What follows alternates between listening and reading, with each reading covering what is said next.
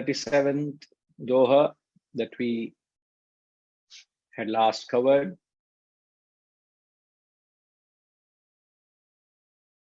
Through devotion and surrender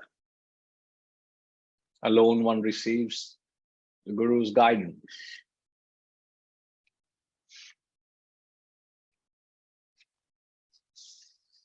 Through his blessings and grace alone, devotee merges with the Supreme. Now, what we fail to realize that how scientific and how technical is this spiritual field. And the more you, sometimes it just baffles my common sense of logic and reason, how people are flocking to the spiritual, so-called spiritual gurus. It just baffles me. What would be their level of thinking? What would be their level of understanding?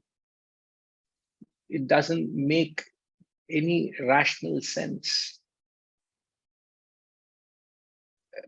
And what they speak is, it just, I can't digest.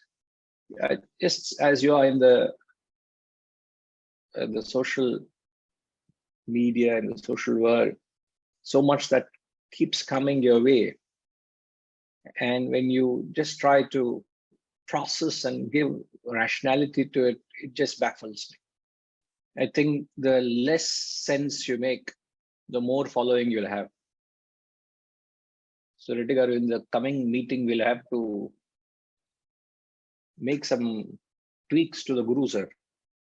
You start making less sense, you'll have more following. The more rational sense you make, the less people will follow you. I just don't understand it. You know? So the point that we had made during the last week's discussion during this Doha is there are two elements we said.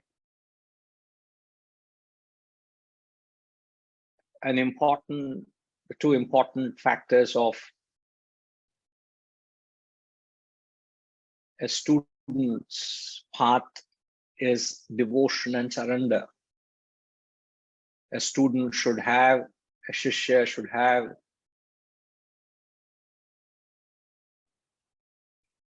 unparalleled devotion to the Guru, unparalleled devotion to their knowledge.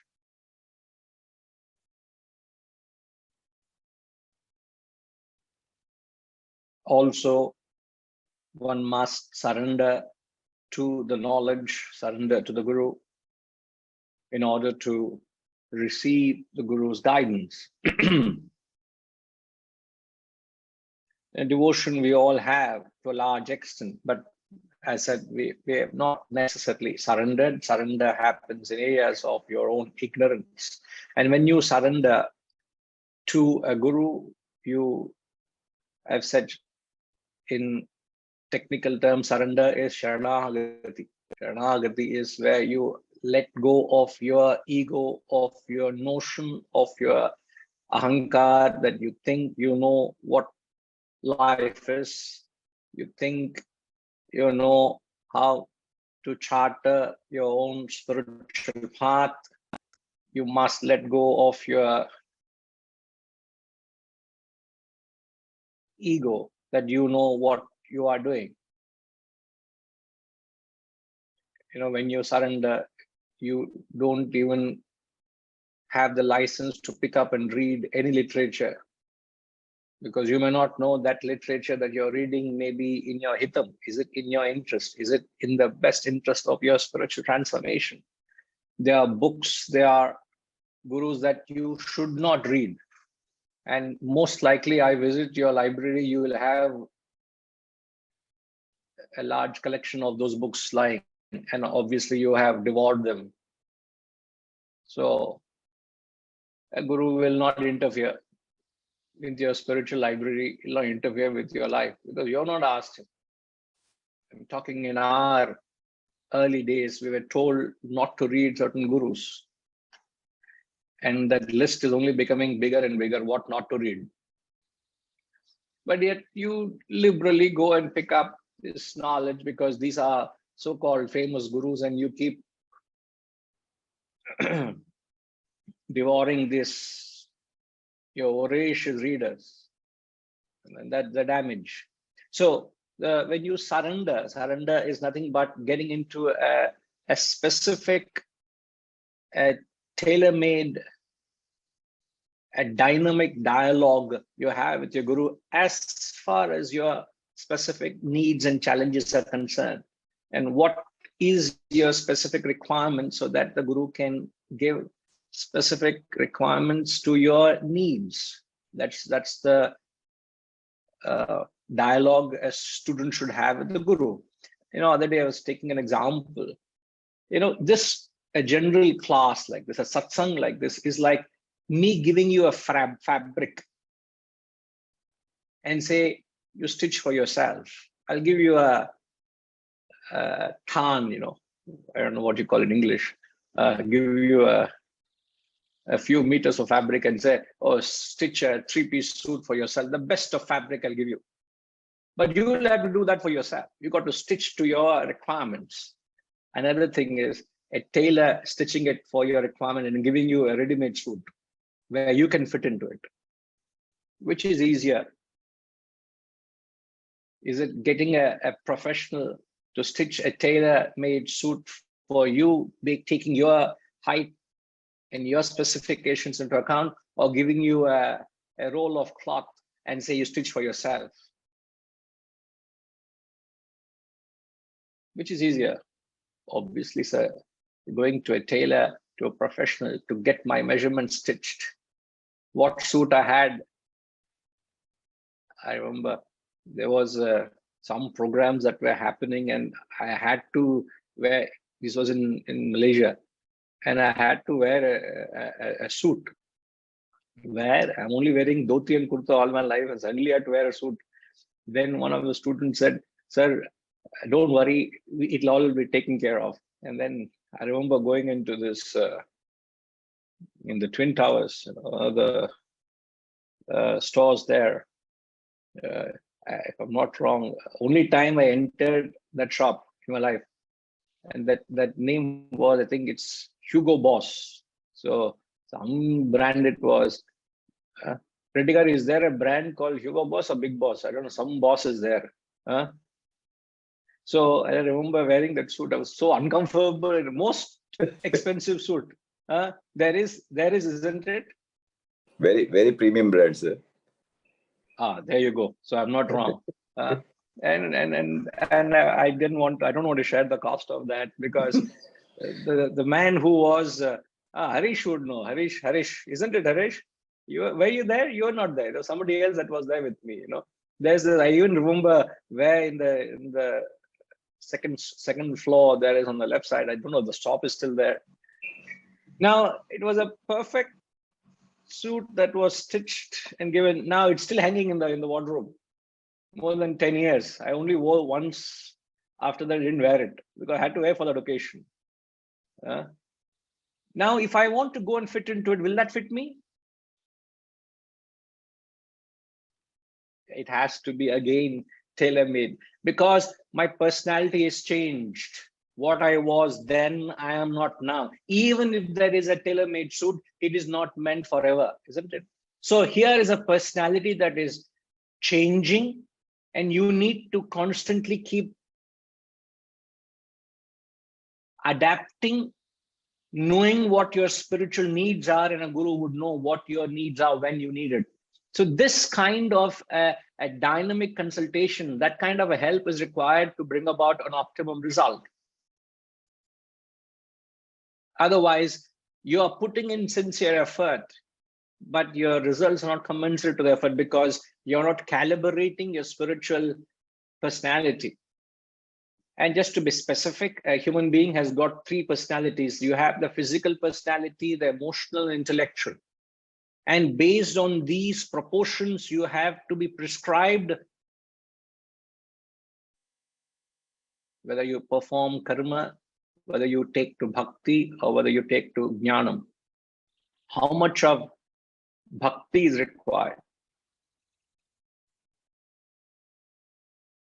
Now, even on the coming couple of days from now, we wanted to celebrate Vinayaka Chaturthi, where we worship Lord Ganesha. So we said we should get together and celebrate that opportunity, the occasion in the institute we're doing. So we have an idol there. Now, we would sit 3 hours, we can sit 3 hours and perform the puja and the rituals. To what proportion we do it. But our accent was, we will spend a few minutes, whichever way is the most auspicious way to invoke that with the prayers and puja. But then I said, whatever time we have maximum, we should try and ponder on what is the symbolism of Lord Ganesha. Why is Lord Ganesha so significant? And what's its symbolic representation? Why do I worship? So when I look at Lord Ganesha, what do I imbibe which I can apply in my own life? What does Lord Ganesha symbolize? What is this?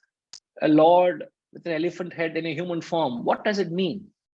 Why do they have to go to such extremities to convey something to mankind? So he said, you would spend 80% of the time trying to understand the symbolism, maybe spend 20% of the time performing the ritual. Now, this proportion, it may not be right for everybody. But as an individual, I must choose the right proportion, which is right for my evolution, isn't it? So there could be a student who doesn't fit into this proportion. Or there could be someone who doesn't know his proportion. So it is important that you know, and this help comes only when you surrender to a guru. You surrender to a professional. Yeah, I don't know whether it really happened, but there's this a story of a huge locomotive. I think it was a shipyard or locomotive, I don't know, one of these huge, let's say, take a ship. It broke down, and every possible guy attempted to repair it, but nothing happened. And then somebody said that there is a person who will give it a last try. You don't know what's happening. And they called. A fellow, innocuous looking fellow walked in, an elderly person. And they all hoped that this man knew what he would be able to help them out. And the story goes, he walks in, he comes with a screwdriver and a hammer in his hand, that's all. He goes around, he takes the hammer and taps a few places, takes a screwdriver and unscrews and screws a few places, and he said, now start. And to their utter surprise, the engine started and everything became operational. I said, wow, you are a miracle man. And then he said, okay, what are your charges? He gave $10,000 bill charges for that work. To cut the story short, then when they clarified, $10,000 for taking a hammer and hitting. Then he said, can you please give description? $1 for the hammer, $9,910 where to hit. So the bill was justified and he was paid $10,000. So it's not the question of knowing it, it's the question of how do you calibrate it? How do you integrate it into your life? So it's a very, very precise, very scientific, very technical. And one wrong step, it can spiritually derail you. So you must remember the importance of surrendering to a guru. Okay, that was 37. Okay. We'll take up 38, please.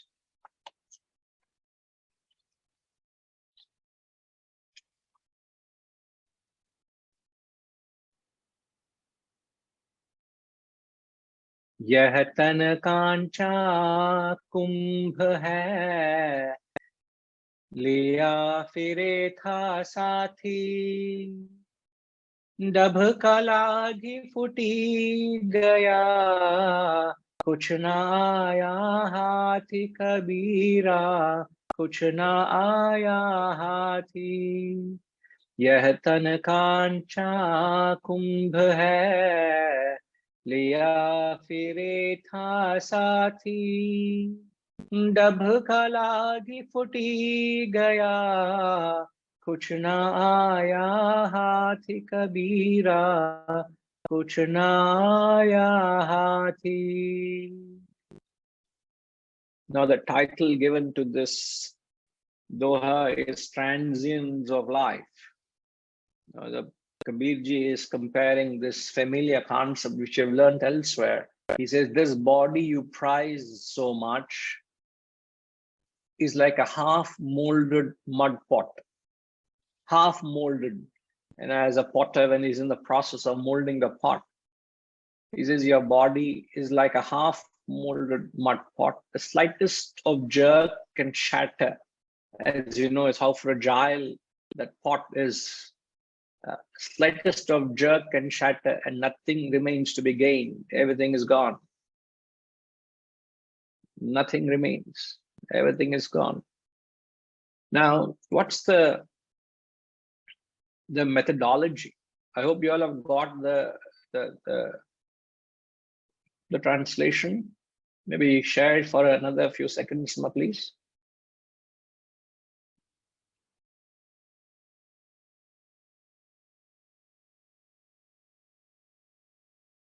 I come to understand that Ravi Aisolaji is joining us. Are you there, sir?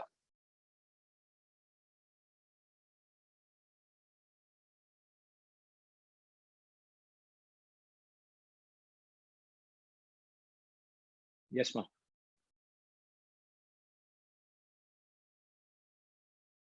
Raviji, are you there?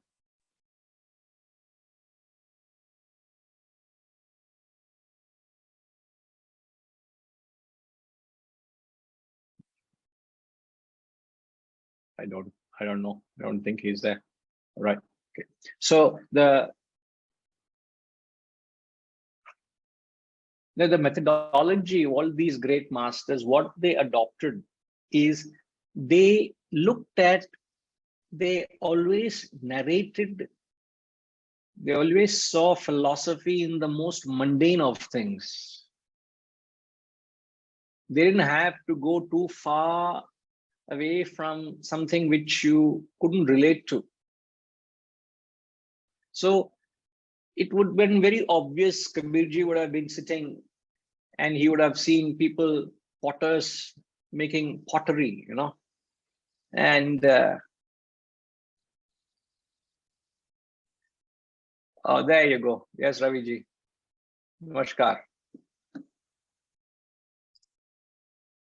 Are you able to hear us? Could you please try to? Oh yeah, yes. Can you hear me? Yes, yes. Now we can hear you. Because I could not unmute you earlier. Oh, you couldn't unmute. Yeah, I think if you could raise your hand, or if there is like if I can see you now, and if you could gesture us, you know, we could unmute you, because just to get it, the control is with Gayatri Ma. Even she decides when I should speak and when not to speak, you know. So even I don't have the freedom. So she's the big boss, sir. Thank you, sir. I will now take the video away because it's more important to watch you, not watch myself. So I will mute the video and the audio. If you want me to come on, I'll come on again. Right. But do you have any concern switching, keeping a video on? No, it's just that I don't, I mean, I have no problem with it. Yeah, it makes easier for me to to connect, because I know whether you're following or whether you're there, just to Okay. communicate better. But I leave it to you. But if you are able to leave it on, please do. Okay, sir. No problem. I'll Right. leave the video. Right, sir. Right. So the point I was making is how these men narrated the greatest of philosophies, looking at the most mundane aspects of life. This is the reason, we worship a cow. One of the aspects why we worship a cow is cow, it consumes dry hay grass, hay. It consumes hay and water. And what is able to contribute or produce out of that is wholesome milk. And milk is a universal food.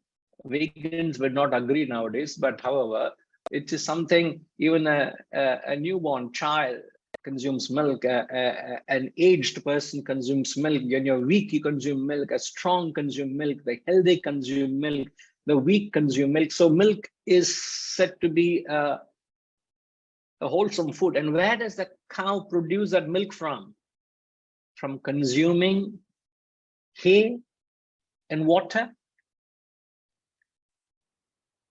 So the parallel, Sriniji, of cow being able to convert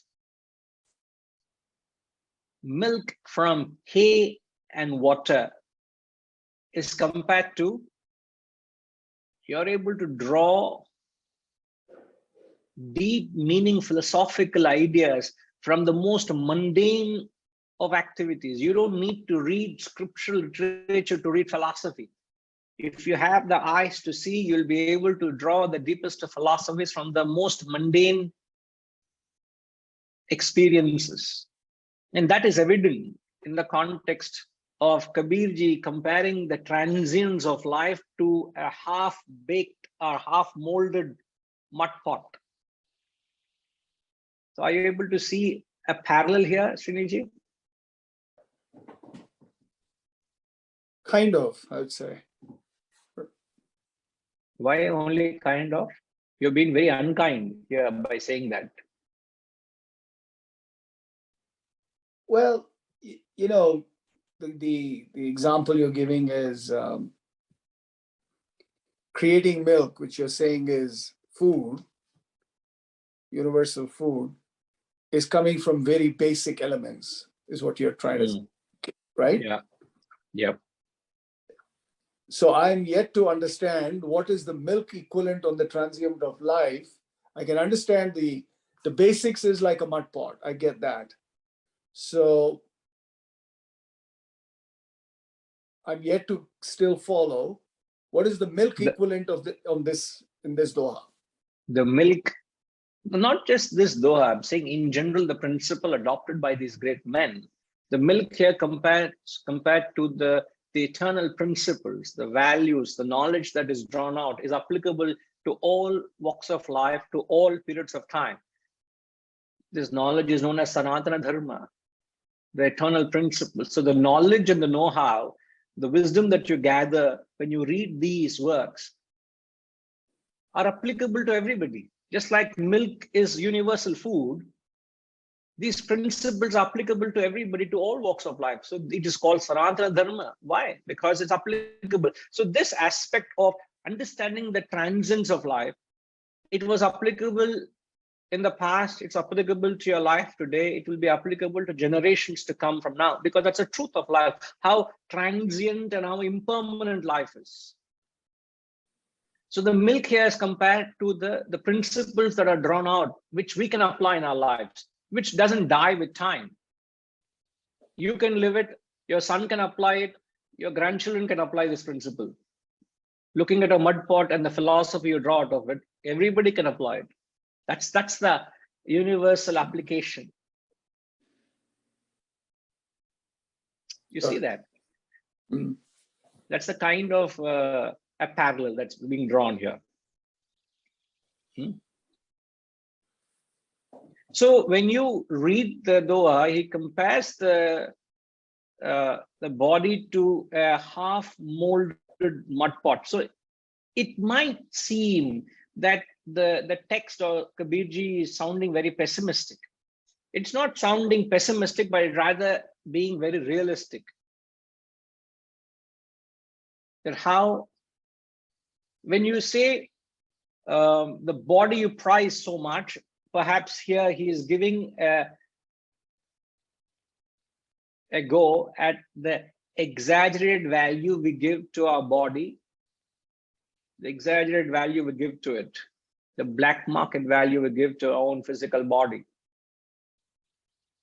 You worship it. In some American study, some scientific study happened many years ago, and when they valued the worth of a human body,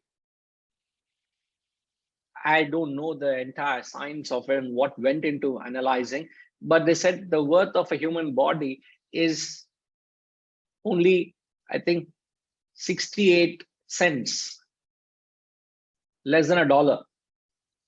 And when they compared it to other animals, whether you take an elephant for its tusk, or the rhinoceros for its horn, or a shark for its fin, or these cats for its leather and whatnot, skin, whatever you compare it. And I don't have that article to know why and how they came to that conclusion, but they said the value of a human body is only 68 cents. And how much do you invest to maintain that 68 cents worth of body? Setuji, how much you think in a year, how much you invest, sir? I know you're very good at calculations.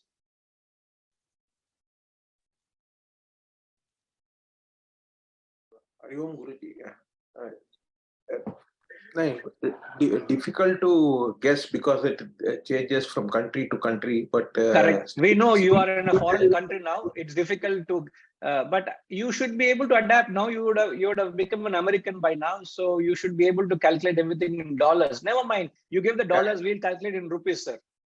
Maybe millions of dollars. Yeah. No, then we are lost, sir.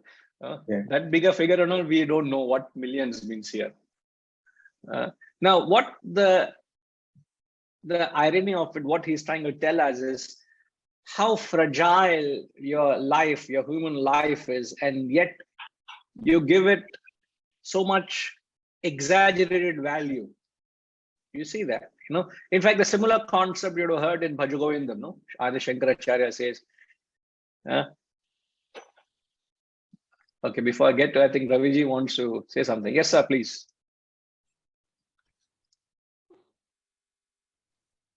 Hello? Yes, we can hear you. I just wanted to say one sentence. This 68-cent body is hosting the spirit which is invaluable. That's all. No, but that 68 cents worth body will give every worth value if it is meant to discover, if you're discovering the self that is contained in it. Correct. So if you're not in search for the truth, then the whole life is frivolous, is worthless, isn't it? I agree. Correct. But that's the point I also wanted to make. Correct. So if the life serves a purpose, and the greatest purpose is the discovery of yourself, and if you are using this, in fact, that's the point. In fact, we would get at. In fact, you just I would say you stole the little concept I wanted to bring out. In fact, you're thinking along, sir. Very good. So, in fact, the very famous words of Adi Shankaracharya, he says, Nalini dalagata jalamati taralam tattvajjivita matishaya chapalam vridhivyadhyabhi managrastam lokam shokah tam cha samastham. He compares there in Bhajagovindam, he compares life to be as fragile as a drop of water on a lotus leaf, he says.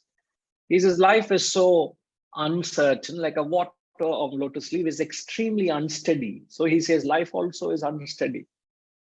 What certainty does life give you? You may say, sir, why are you talking of death when I want to look forward to face life? I have a very busy calendar. I have many things to achieve. I'm looking forward for my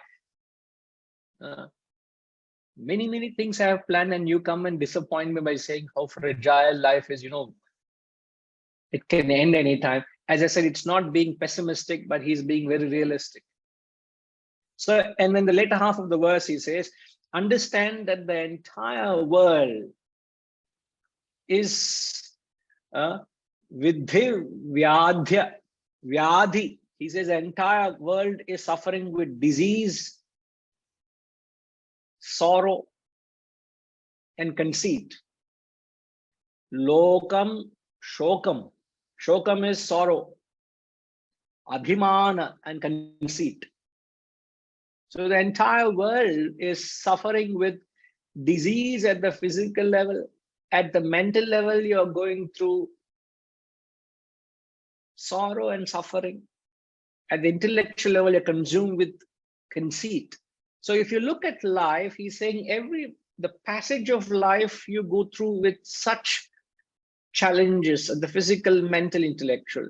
And life itself, you never know when that drop of water falls back into that sheet of water. It's so uncertain. So what does it highlight? All your life you're suffering, don't know when it's going to end. What does it highlight?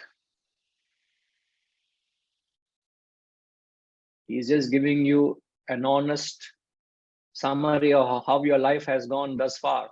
He says you're going through suffering, disease, and conceit. This is how he looks at our lives. Remember the concept he brings at in Bhajagovindam is the concept is known as Pratipaksha Bhavana.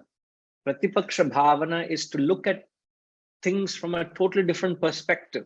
So he's looking at life from his vision, from his perception, from his wisdom. And he says life is like this.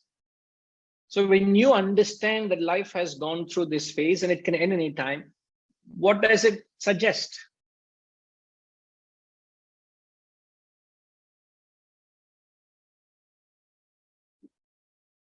Harish, what do you think it suggests, Harish?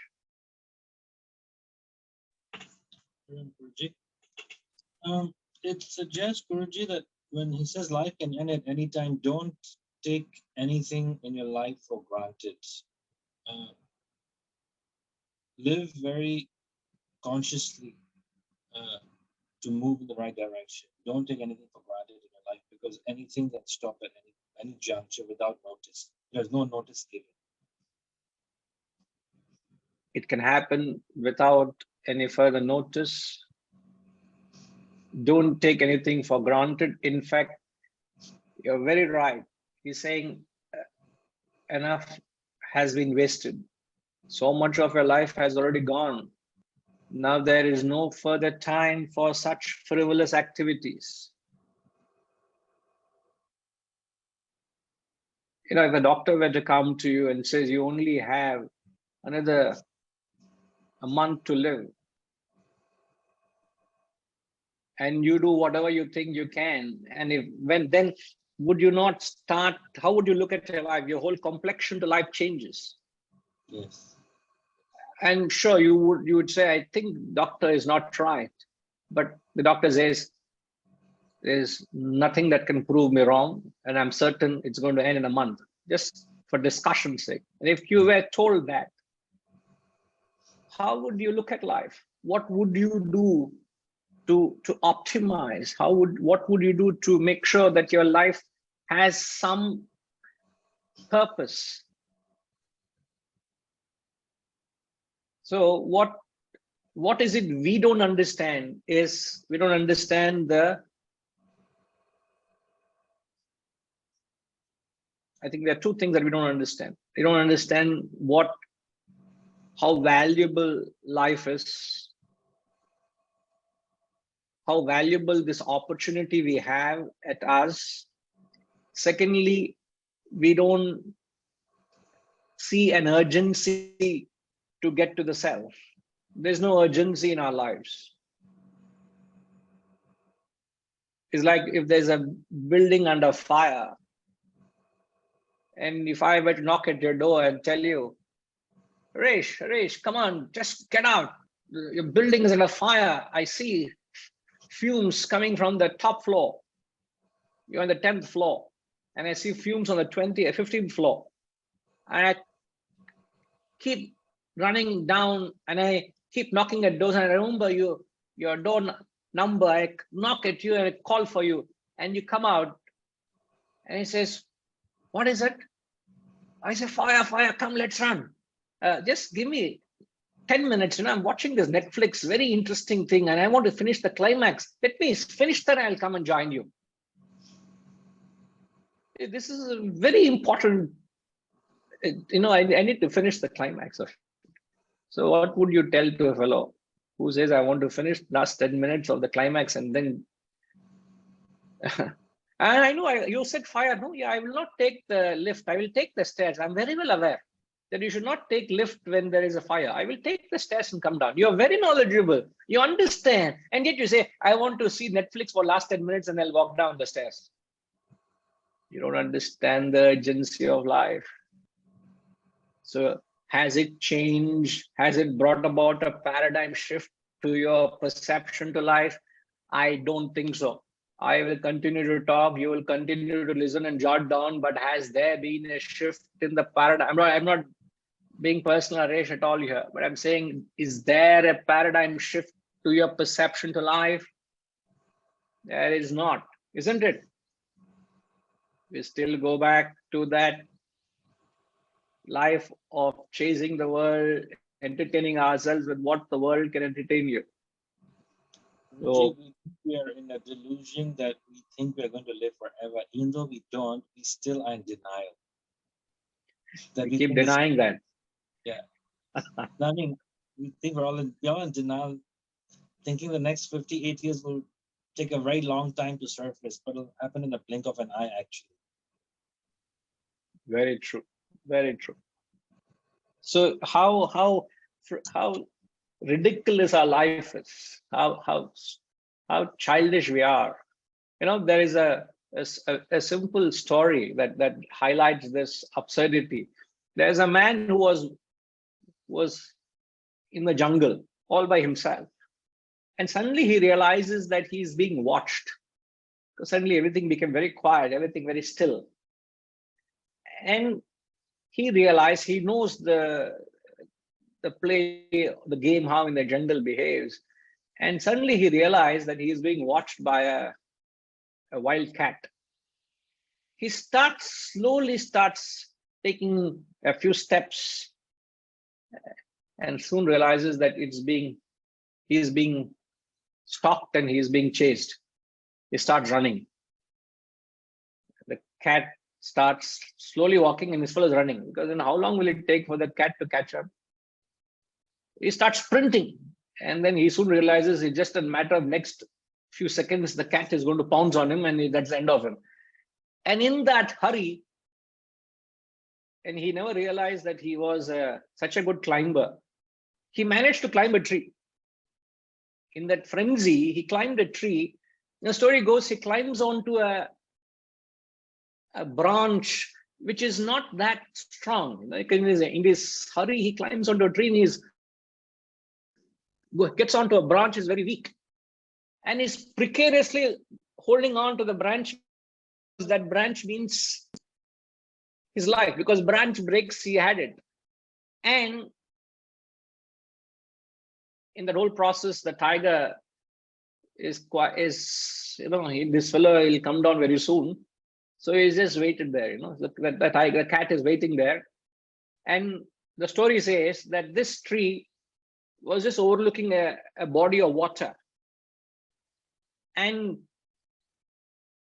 there's a few crocodiles in the water. So the crocodiles also were adjusting their mouth, because this fellow can fall anytime into the water, and they're adjusting. It will be a good meal. And in that frenzy, what our friend did, he went and hit kicked a beehive. The tree had a beehive, and he kicked the beehive, and the bees were restless and they were attacking and stinging this fellow. Look at the life. Huh? The tiger is sitting there. The branch is very weak. Anytime it can break. The crocodiles are waiting for him. The bees are stinging him. And at that point, the fresh honey is dripping from the hive. And what our friend does, Sriniji, you know what our friend does? He sticks his tongue out. Because he wants to taste that honey, pure honey. And he sticks his tongue out. Man, look, that is how our life is. You're unmindful of the tiger, you're unmindful of the branch breaking, you're unmindful of the croc, you're unmindful of the bee stinging you, and you're interested in tasting that little bit of honey on your tongue. I don't know what to call that fellow. So what would you call, Sriniji? What would you call such a fellow? I'd say foolish. I know you're thinking hard. Now, please, you can use your vocabulary. License you have been given. We'll edit it later on. He's being a normal human being. He's just foolish. Okay, a normal human being, which is what you and I are, isn't it? Correct. Now, you see, we are lost for words in describing the foolishness of such an act. Exactly like that, how we feel to that fellow stuck in that branch, exactly the same way these masters are looking at us.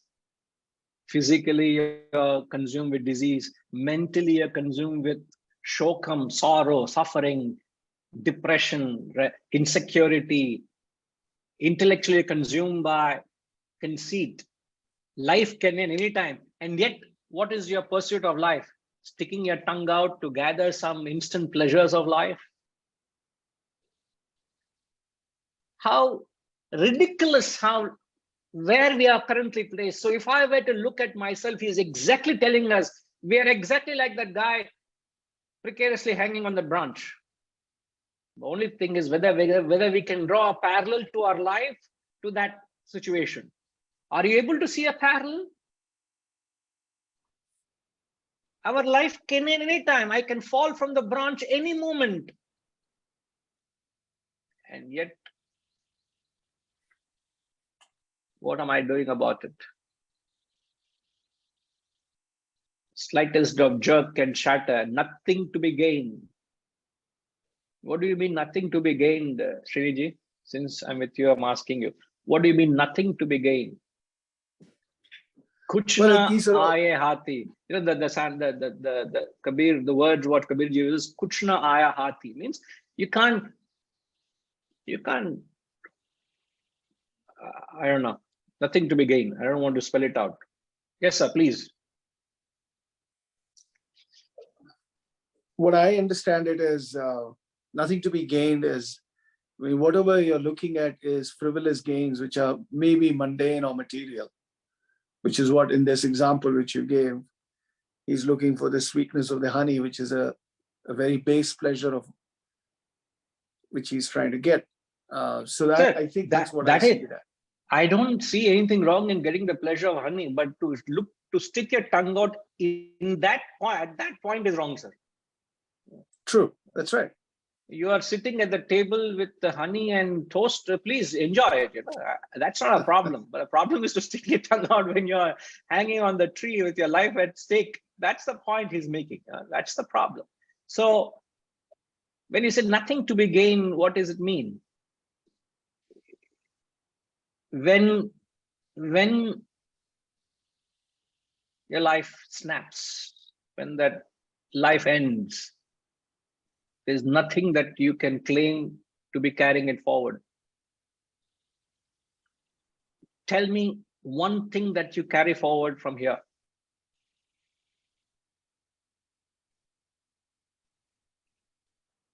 All that your life you have invested, tell me one thing that you can carry forward. So beautifully you've built your life. So beautifully you've chiseled yourself, chiseled all the non-essentials, and you've carved a beautiful sculpture of your life. My home, my family, my belongings, my social circle. Indeed, a very beautiful world. But when it ends, what Kabir says, kuch na aaya haath, nothing can come along with you. Yes, Raviji, I take note. Just a minute, sir. Just a minute, please. What is it that you can claim? So we have to accept the uncertainty of life. It can happen this moment.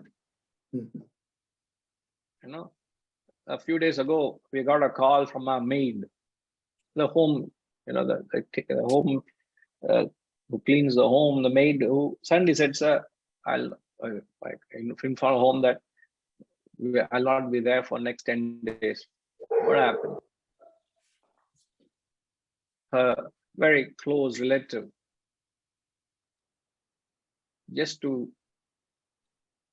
went to the store. As he was speaking, the item from the store just dropped dead. Just collapsed, dropped dead. No warning. In his mid-40s. Everything is healthy. Nothing. No medical issue. Nothing. Just dropped dead, collapsed. What guarantee you give? Which science can give you guarantee of longevity of life? That arrogance we should let go. That is what he's saying. You've got to let go of the arrogance of the impermanence, and it can happen anytime. And when it happens, can you tell me? It doesn't give you time to prepare, sir. When it happens, tell me, what can I take along with me? In fact, I don't take anything with me. Can I take anything with me? Nothing. This is one of the most hard-hitting concepts in philosophy. It just wakes you up, gives you a jolt of life. Because before this, we have just been carrying on with the mundane activities. No? When you come and suddenly this gives you a jolt, wake up and you start looking at everything around you with a different perspective. Oh my God. So that's why I said he's not being pessimistic, he's being very realistic. It's like a half-molded mud pot, how fragile, a slightest of jerk can break it, can destroy it. We know for certain there's nothing that we can carry forward, but there's something certain that you can carry forward with you. I'll come to that, okay? But it just makes you very philosophical, it makes you think. Yes, Raviji, please. Guruji, I just wanted to ask, don't the scriptures say we carry forward our vasanas and karmas into the next life?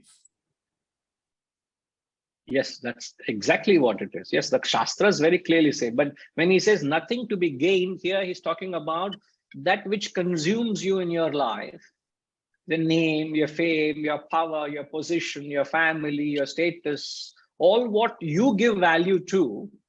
Because the first half of the verse, he says, the body which you prize so much, means all that you value so much in your life.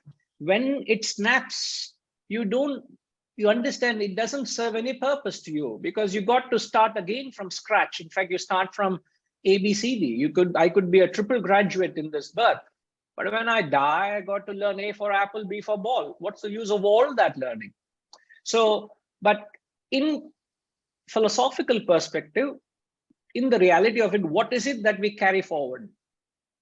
Which you said, what did you say, sir? The Shastras say that The human beings, vasanas, our karmas.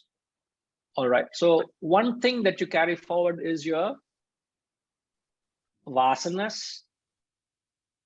Second is vasanas. So what do you call vasanas are here, sir?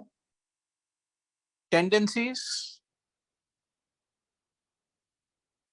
Vasanas are your tendencies, but vasanas which are tendencies which have not fructified. Because one reason we say a person dies because a certain bundle of vasanas are exhausted. But yet there are many that have not been fructified and fulfilled. So that are carried forward. So your vasanas. Second is the fruits of your actions, the karma phala. You could have performed good deeds, bad deeds. So the punya or the papa that you couldn't be exhausted, you carry them forward. That's the reason when a person is born into poverty or another person is born into opulence, what has that child done to deserve it? It is the purva karma, as you rightly say.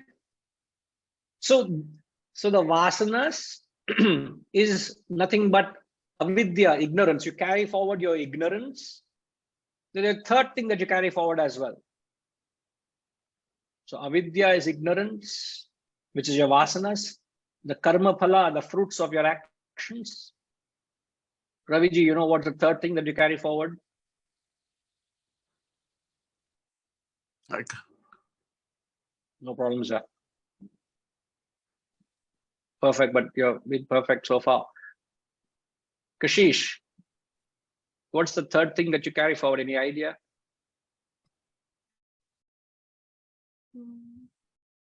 Carry on, Guruji.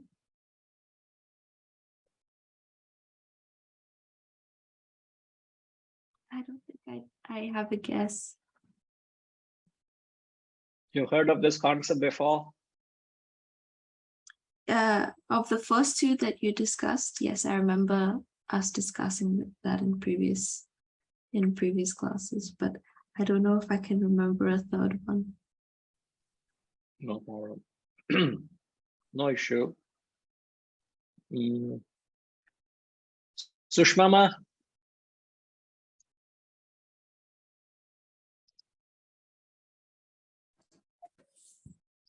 Guruji, can you hear me? yes. I think what you carry forward is the wisdom you have acquired through knowledge and by doing manan. So whatever wisdom I think you have sort of, realized or you are sort of practicing in your life, I think that is what the only thing you can carry forward. I don't know whether I'm right or wrong. In fact, you're spot on. You're apt. The third thing that you carry forward is, as Setuji said, your spiritual quotient. Your spiritual quotient is measured by your wisdom, how wise you are. So if you have 40% of wisdom that you've acquired, you will start your journey in the next birth from 41. Everything else start from 0, but wisdom is that which you can carry it forward, take forward. So you carry forward your ignorance and your wisdom along with your karmas. So the three things that we carry forward. Nothing else is worth giving any greater value than what it deserves. So we need to interact with the family, you need to interact with your belongings, you need to protect your image, you need to do so much in your life, but understand that. What do we understand that? Okay, Sushmama, you're perfect. Okay, Reddy Garu, what do you, having no choice but to deal with everything through the course of your life, what should be our them?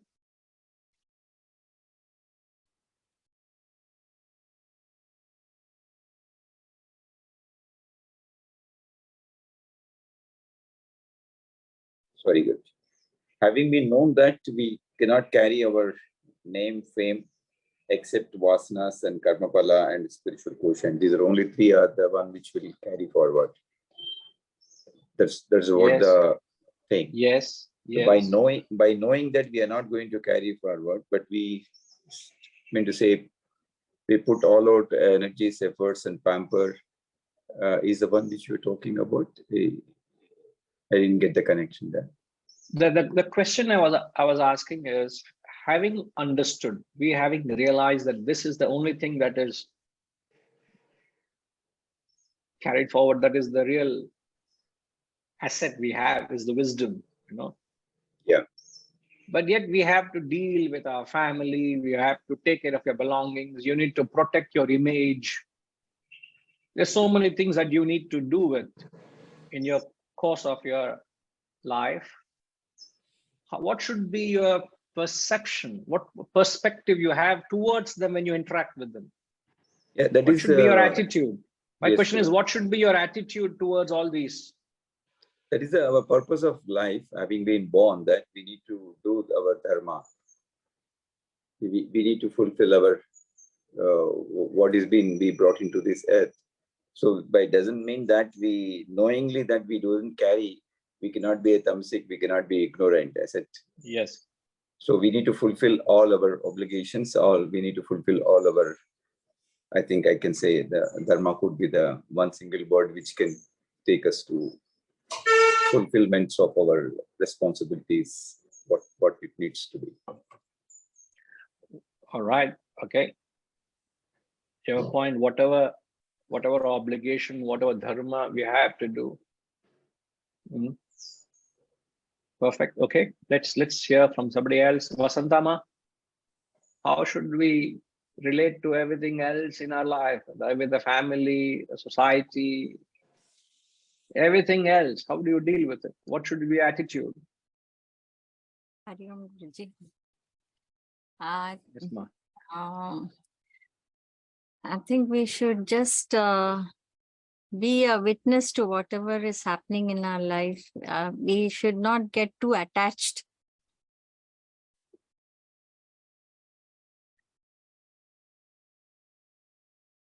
Just try as much as possible without getting carried away with it, isn't it? Like always you say, I have nothing to do with it. I have nothing to do with it. Yes. Be with it, be in it, participate with it, enjoy it, but understand that is not all life is meant for. It is not the very purpose of my life. So you don't get carried away with it.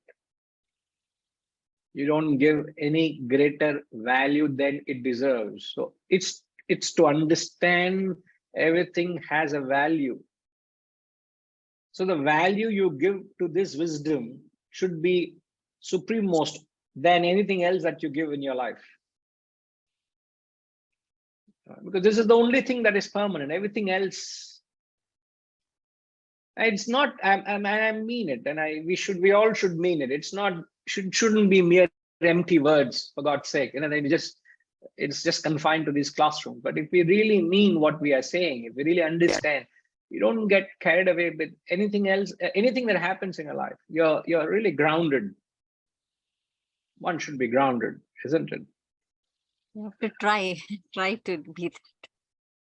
In fact, these are the satsangs that coming and giving a knock on our head and keeps reminding us, when you lose your alertness, the chances are why are we having satsangs? What is the need? You may be familiar with the idea, but the whole opportunity is to come and reinforce an idea which you may be familiar with.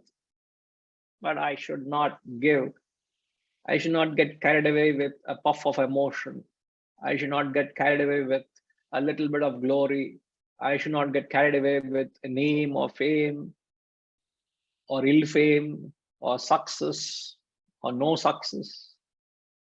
Whatever that happens, this is inevitable that will happen. So why should I get carried away with all this that's happening? So to be grounded when there's fame, to be grounded when there's no fame, when there's a following, when there's no following, whatever that happens, when there's health, when there's ill health. You know, there's the poem, Even This Shall Pass Away. You remember the poem? There's a poem, Even This Shall Pass Away, written by Theodore Tilton. You all should get hold of this and read it sometime, you know. And the poem talks of a king in Persia who carved a maxim strange and wise. Solemn words, and these were they, even this shall pass away.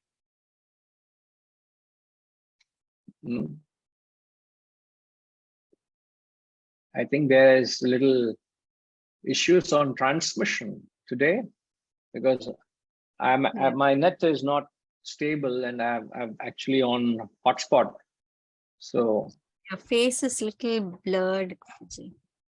Sometimes, even this, sometimes it's even this shall pass away, ma. Yes, this too shall pass. We always This say. too shall pass. Yeah, we will say this also shall pass. So, and the poem highlights and captures every aspect of different stages of the life of this king. He said, trains of camel through the sand brought him gems from Samarkand.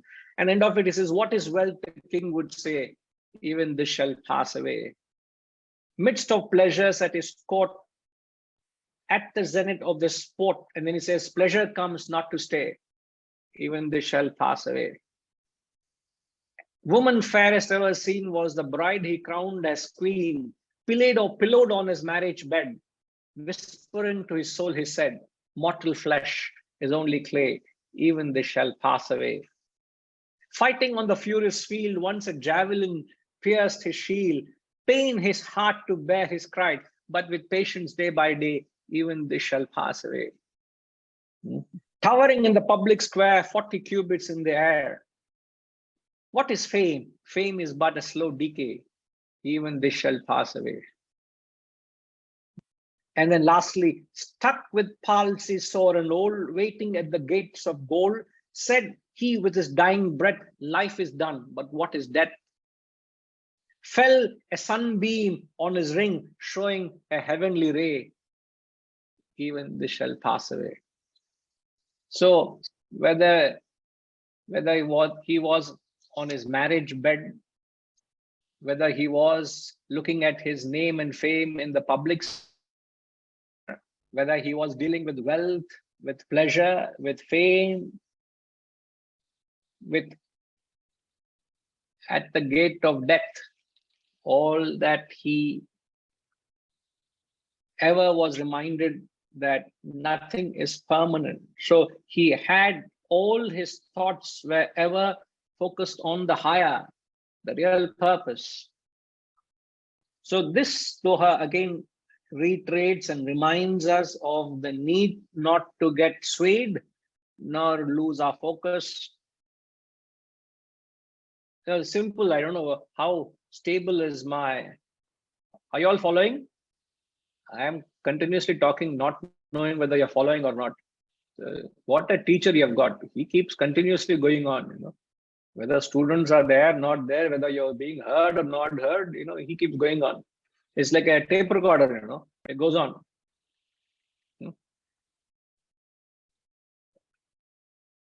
Gayatrima, this simple exercise, remember we were told to do.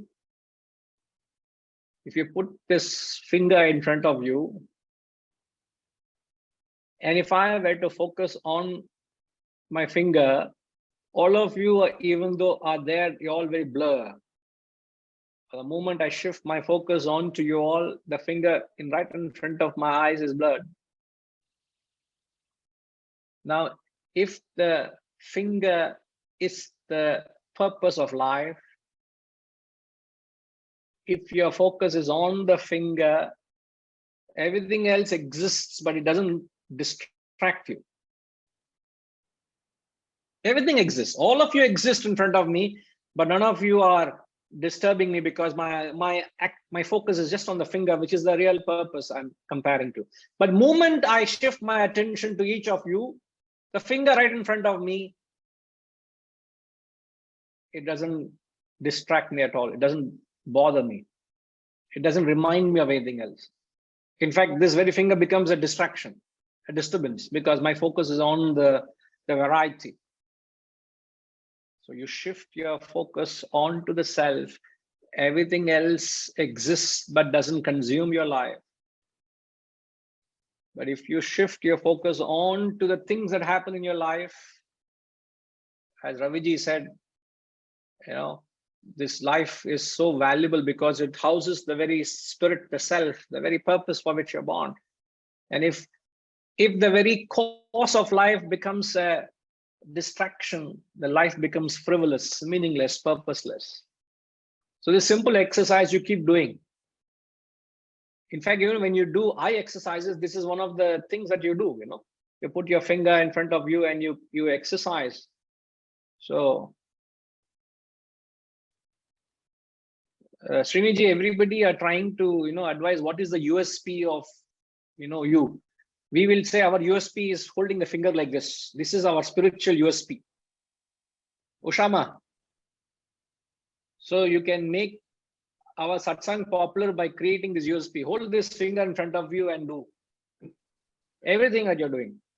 Just hold this finger and you carry on. What is this? This is our spiritual USP. Okay, Ushama? Okay, Guruji. How will you do it? That's all. So whenever we talk to each other, we'll only be talking like this. So whatever we're doing, we'll be doing this. Any guests come to your house, you only keep your finger like this. Don't say like this, not on the lips. And they may feel I'm asking them to get out or something like that. That's where you have to build the brand. No, the brand building will start this way. Kamalji, you also should please join this wave of building the USP. Our USP will be putting the finger like this. Okay. So Kamalji in US will do. Soumyama, yes, you will also do the same thing. Kamalji, you should do the same. yeah, we'll do this as you are instructing. Yes, sir. This is not instructing. You're all ambassadors of this creating the USP. Sriniji, trustee of the foundation there, you must please do like this. So we will change our logos everywhere. We'll start branding ourselves this way. So we have people from different parts of the world. Haresh from Hong Kong, Kashish from Sydney, you are from Kamalji from US. Raviji, you also, I heard you're in Boston, so please spread the word there, sir, also, that part of the world. What would you do, Yes, sir? I'm in Boston, so I'll be in the US for the next few months. Yeah, I will. Yes, I'll do that. What would you do, sir? Well, first, let me fully understand this. I get the point. Don't let the eye wander from the finger. Yes, sir. Yes, sir. But if you all have any eye problem, I'm not responsible for that. Huh? So this is Arjuna's bird on the tree. Absolutely, sir. You got it. You are the man, sir. You got it. That's the purpose. That's the purpose. Right. So I think it's a very meaningful, jokes apart, I think it's a very meaningful knock we get when we come to satsangs like this. It gives us a reminder, it gives us a jerk. It tells you to wake up, to look at the priorities of life. Don't give an exaggerated value and lose your focus and meander in the world. It's very easy to get lost in the things that happen in our lives. But if you are clear with the purpose, you carry on doing, as Reddy Garu said, you do whatever dharma you have, but you don't lose your focus. Your attention is on the higher. All right. We would come back. We'll come back. Thank you.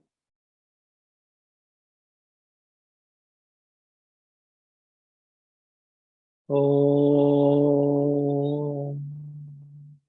Purnamada Purnamidam Purnat Purnamudachyate Purnasya Purnamadaya Purnamevavashishyate. Om Shanti Shanti Shanti. Hari Om. Shri Gurubhyo Namaha. Harihi Om.